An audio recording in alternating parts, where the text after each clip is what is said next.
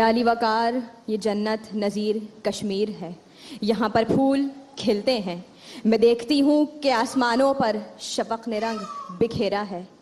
یہاں مسکراہٹوں کا بسیرا ہے، منظر بدلتا ہے کہ میں دیکھتی ہوں کہ دوسری جانب میرے کشمیر کو سیادوں نے گھیرا ہے، میرا کشمیر بہت اکیلا ہے، کہ یہاں پر ظلم بربریت ہے، کہ یہاں کی درسگاہوں کو مقتل گاہیں بنایا جا رہا ہے۔ میرے کشمیر میں تو ٹھنڈے پانی کی ندیاں بہتی تھیں، اب خون کی نہریں بہتی ہیں،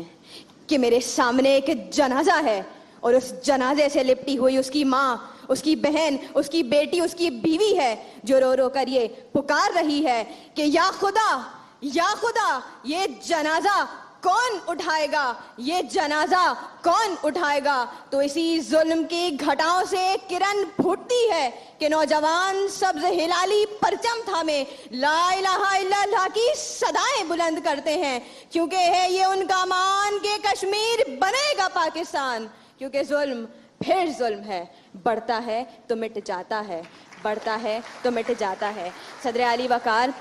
میں ایک ایسے جہاں میں آبسی ہوں کہ جہاں ایک طرف کابل کندھار اور کشمیر جیسی جنت کو کافروں نے جہنم بنا رکھا ہے، تو دوسری جانب بلوچستان، فلسطین، برما اور سیریا میں بہتا مسلمانوں کا خون، ایک طرف پارا چنار میں شہید ہونے والے وہ 24 بے قصور افراد، تو دوسری جانب وردی والوں کے ہاتھوں جان کی بازی ہار جانے والا سرفراز، ایک طرف ایک بچے کے گلے میں ٹنگا ہوا برائے فروخت کا تختہ، تو دوسری جانب نجی اسکولوں کے آسمان سے باتیں کرتی ہوئی فیس کی بدولت